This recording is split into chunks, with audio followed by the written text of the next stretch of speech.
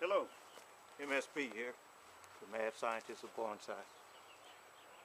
I had a little something on my mind, just a little mind, and I figured I'd just talk a little bit. Here recently, I've been hit up several times, including over the last day or so. Why don't you install a sprinkler system? Why don't you install an automatic watering system? Let me come over and I'll show you how to do a watering system. You know, things like this. I don't mind, someone attempting to help me. I don't mind getting suggestions and offers. But after the first time from the same person, that's it. Because my answer invariably is the same. I do so much planting and digging and moving that an automatic water system is just going to be a big hindrance to me. That's a big old stump that I'm working on. See that lizard laying on the side of it, getting him some sun. All of this growth on that trident maple right there just grew back over the last month and a half after I cut that top out of it, about 12, 13 feet. These are some rooted plum cuttings right here, and I've got 3 miniature Kingsville boxwoods. But anyway, and that's a fresh dug and replanted trident maple. Boy, the lizards are out just enjoying the day and enjoying the sun. But I dig so much and I plant so much, and I'm digging things up again after a while. If I did an irrigation system, a full-blown irrigation system, I'd end up digging the water lines up. If I did the automatic system, the above ground on the timer, it would always be in the way. And you might be able to see it. I've just trimmed up the edges of this growing bed, and I'm going in to weed here pretty soon. I've pretty much done that side over there, and even right here I've done some here of the weeding and grass removal as I planted these crepe myrtles in the ground to let them regrow. These are all resets, as I call them. They've been in the ground growing, establishing roots and some new tops. I've cut them back, and I've removed these from the back. Now I want them to get full sun, and they'll get more of my attention. This one is a white flowering crepe myrtle, and I recently planted it there. So this is actually getting established with the roots. I may go ahead and dig it up when I finish cleaning out the grass from here.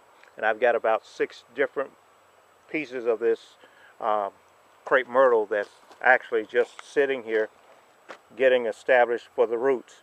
The top I'm not so concerned about right now. I'm just developing the roots. Yes, I'm watching the tops to see what happens with that. And even if I get a little extra time or rambunctious, I'll go ahead and take the saw and trim these out aside next to the new growth, which you can see is coming out on the trunk. So anyway,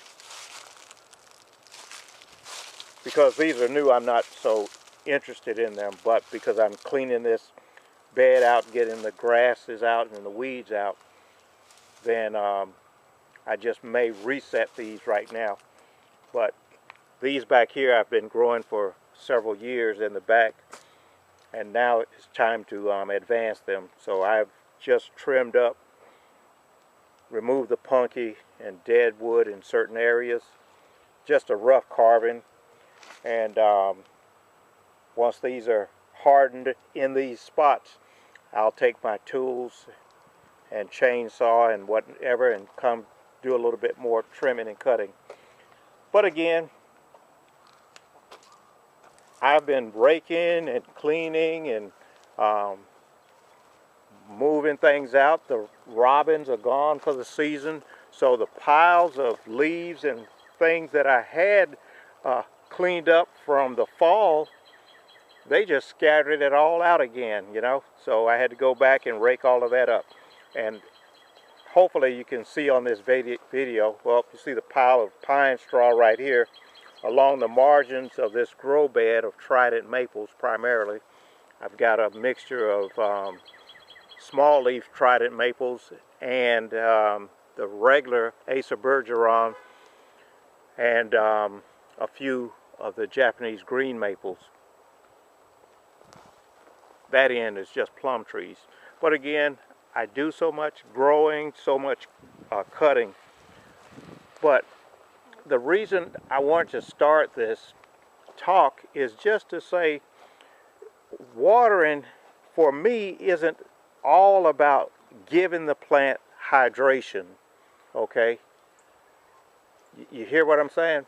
It's not just simply the plant needs the water to survive.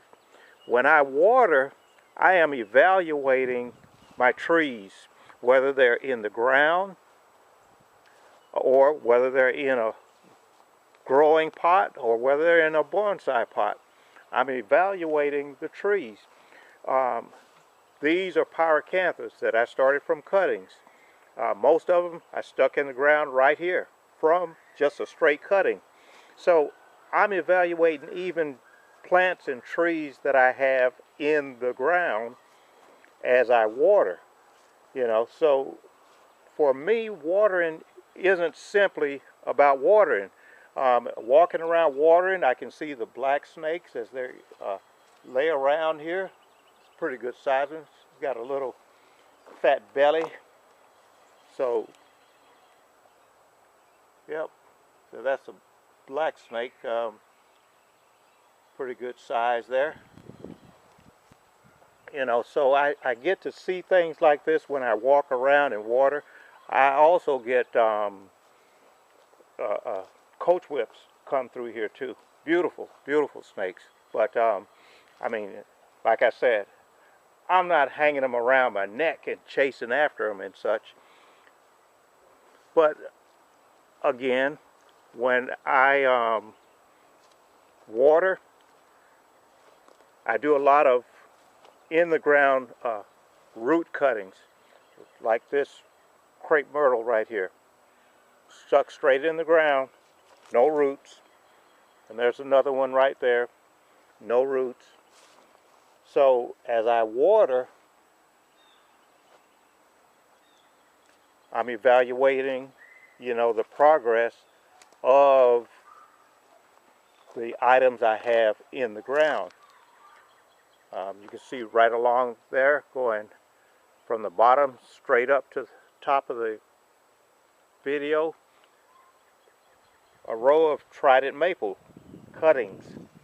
They're leafing out. The leaves are standing up, perky, if you will, and they're looking fine, okay? Right here, I have chase plants in the ground. There's about 11 pieces right here, and all 11 are showing signs of a positive progression, you know. So as I walk around watering, I get to see all of this stuff. I get to see the, as they say, flora and the fauna of the area. I get to evaluate what's going on around me. And, you know, to me, things go a lot better. This area right here, this is where I was working today. Re-raking the leaves and cleaning up around the maple trees, the little thrushes, the birds in the crepe myrtles and the azaleas back there. But again, you know, whatever leaves and twigs and such that I didn't need, hey, they went in the burn barrel. These are still warm, but, you know, so things like this I also get a chance to think about what's going on in the day, think about my life. You know, it's just a quiet, enjoyable time to sit holding the water. You know, it's rushing out. You can hear it going from one place to the other, crashing onto the plants. And, you know, it's just a meditative time for me. Now, on the other hand, most of the folks who say these things to me about irrigation, you know, automatic or whether they're in-ground systems, they go to a regular job and they work, they teach, they have businesses, you know, they do this or that, go punch a clock somewhere, do nursing. So you have all sorts of people doing all sorts of things. I'm right here, and as long as I want to be right here with these plants, I can. Okay, so my level of obligation to a job is zero. I don't have a job. I'm like Tommy on that old TV show Martin. I don't have a job, man. So I don't have to worry about that. So I can stand here in the shade, enjoy the birds through there. Also, you know, I've raked all this right here today. The leaves, cleaning up through here, cutting the grass on the property.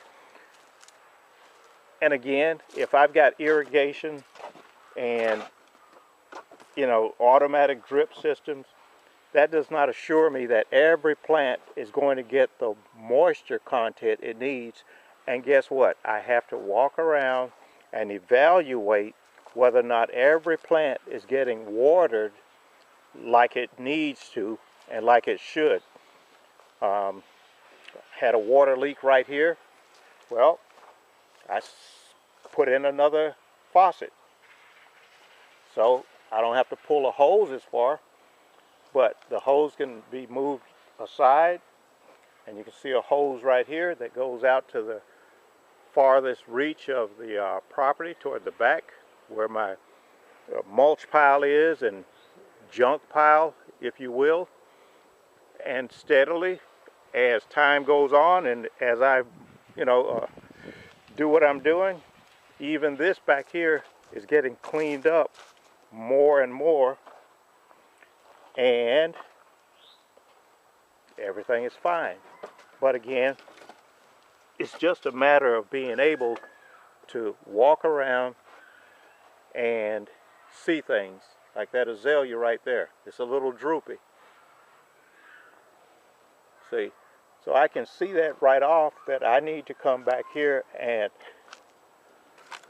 you know, give a little bit of attention to watering the plants back here. And even as I water, just a matter of point, I might water the same plant container or the plant several times from several angles.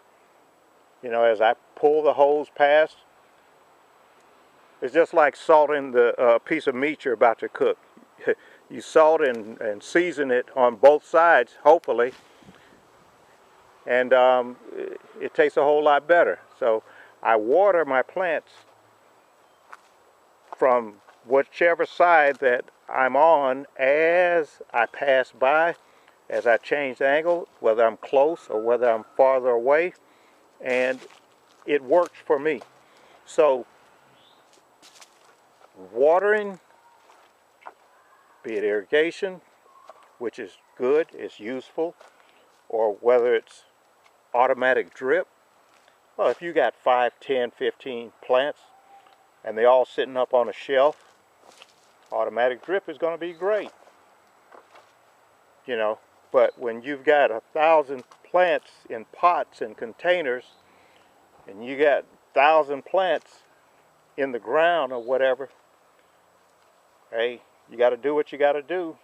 And for me, there was a leak right here also. So I put another faucet in and a shutoff valve. So this runs over to where the other line was. It's basically the same line. And if I want to use a localized sprinkler, then I use a localized sprinkler, and then I follow up later on as to, just to evaluate whether or not everything is being serviced well. Usually if I use the water sprinkler or something, I'm nearby doing other work, either potting up something or, digging something. And then, I'll do my evaluation after that. So, but again, a lot of times the water actually has to run longer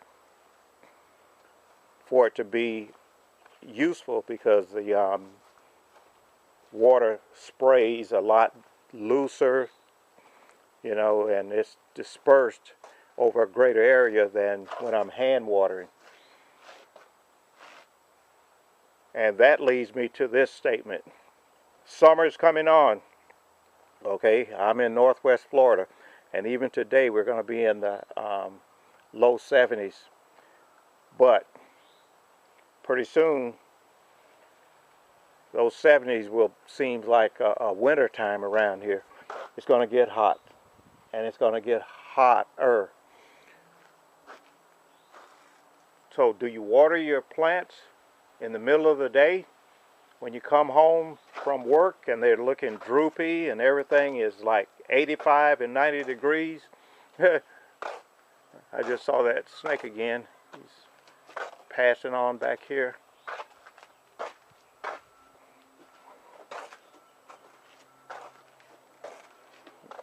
Yeah, he's down in there, just hanging out.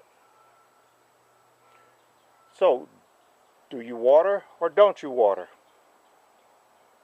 Well, the old myth is don't water in the middle of the day. The other side of that is people say don't water at night. Oh man, when can you water? Water when you can, okay? That's why they've got fungicides to take care of the watering at night. If that's the only time that you can water, water it. But let me tell you about the daytime watering. When it's hot and burning up, and your plant's sitting there and everything is 85 and 90 degrees, and you water it, you better water it, you better water the bench, you better water the ground around it and near it. It's not that you water when the plant is so hot, it's that you stop watering it too soon. In other words, you have to cool down the pot, the soil, and the plant, and you have to cool down the bench that your pot is sitting on and the surrounding area. So if you don't, what happens is you end up cooking or boiling or steaming your tree. Okay, so that is the problem with watering when your plant is hot, or watering in the middle of the hot summer day. It isn't that you water it, the plants are going to burn. What happens when it rains in the middle of the summer when it was 90 degrees and you just have a summer shower? Your plant survives. So the old myth about not watering it in the middle of the day is just that, a myth. It's just that your plant is being steamed because there's not enough water being applied to the plant and the surrounding area to cool the plant down. So this is the major thing that you have to overcome. This right here, I grew from a seedling that I actually dug and worked on. That Japanese green maple, I grew it from a seedling that I bought a number of years ago. And that other this right here, the Japanese green maple. That was a Doug seedling that I went and bought and been working on for about 6-7 years now. But anyway, they sit right here on this bench. White reflective bottom there. The upper part is wood, which is really good for holding down the temperature. But it gets hot out here. It gets bright and sunny. And most of these trees right here have endured, and I've got a mixture of trident maples and the Japanese green maples. They've endured the summer heat. And sitting right here, I put the water sprinkler on and I just let it rip. Or I sit in my chair right here with the water hose under the pear tree, under the awning, and I just shoot the water out there as far as I want, even up into that loquat tree, and let it mist, just a fine mist as the water drips off of that loquat. You know, I might sit here an hour or 2 hours, depending on how I feel and what I want to do, because the plants have to be out there in the 85, 90, 100 degree temperature. I don't. So that's my option. But anyway, my sarcasm aside, my point is, when it's time for you to water your plants and it is exceedingly hot, don't feel bad about watering your plants. Just understand that you need to cool down everything around your plant, including the plant, the stand that it's on, and if possible the surrounding area. Even if there's concrete underneath it or pavers, you know, just make sure that it gets good and wet, and it'll cool it down some. You know, it'll cool it down some and you'll be fine. I have teeny tiny little plants out here that withstands the season, hot, cold, or whatever. Like this little Tanuki juniper that I created a few years ago. Just been sitting right out here. Nothing special. I don't do anything special with it. Now I'll show you something else. These little trees here. Pretty much all of these are 6-7 years old, even though they're small, sitting in little 4-inch containers. You know, so they're not really the majority of them, they're not seedlings anymore, they're little trees. You know, and hey, it gets hot back here. So, and even in the shade. So I just make sure I apply the water. That's a oak tree.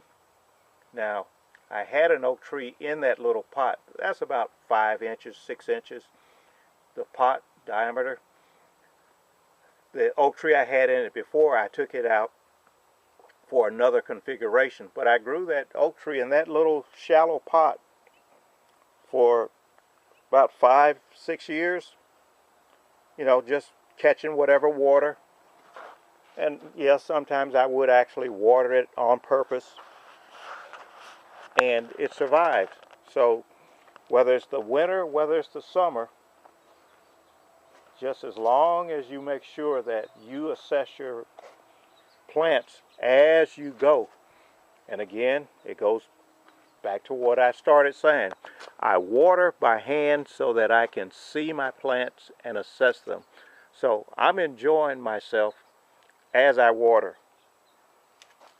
I'm evaluating the plants as I water. And I am hydrating the plants as I water. and to some degree I am cooling the plant as I water. In the wintertime, it very well be that I'm keeping the plants from freezing. I'm warming it up, because by the time the cold, causes the moisture of the water to give up its heat, for the most part, I'm past the danger zone of my tree freezing to a point where it's going to be an issue. Just like this little stand right here, these are really exposed. Sarissas, crepe myrtles, ball cypress, juniper on a rock, figs, just common figs, not tropical figs. They're all in here, okay, and they stay out here all year long. So different parts of the yard has different exposure. Some places have trees overhead, some places don't have trees. So that's kind of it. But it's up to you what you like, what you don't like. Hopefully I gave you a little bit of insight, something to think about, something to experiment with and to work on. That's part of what I do. I just experiment day in, day out. And as I read and understand what people are saying should or shouldn't be done, I put it to the test. Does it work for me? Is it true? Is it accurate? Does it consistently work? Or is it is it deadwood? That's a good one. Yep, that's my new term. You may use a different term that has to do with bovine droppings. But I'm saying deadwood. So anyway, hey, well, the black snake's back there behind me. I'm going back up here where that Naruto is. I'm supposed to be weeding along here and putting out ground cover fabric and weeding back there where the tridents are. But guess what? My boss said it's my day off. And I've worked enough already this morning, so he said I can take it easy. I know the boss. He's a fine guy. I might introduce you to him one day. As a matter of fact, how about that? Air layer. About 16 feet, trident maple. Looking pretty good. Oh, how about this too? Stump of a crepe myrtle. All the shoots here. I just cleaned out around it because I'm starting to evaluate it for removal and rework. I'm not sure, but I might just carve and work on that top plate right there. It's so flat and whatever. But I've got some calcine coming over the top. For the most part, my trunks that I have on it are large enough that I can go ahead and cut it back. But I think I'll just let it ride this year, fertilize it really heavy, let it grow, and see what I get. But that bottom is from the big crepe myrtle right down there. So, hey, you never know what you can get for free. But I'm trying it all. So, anyway, that's it.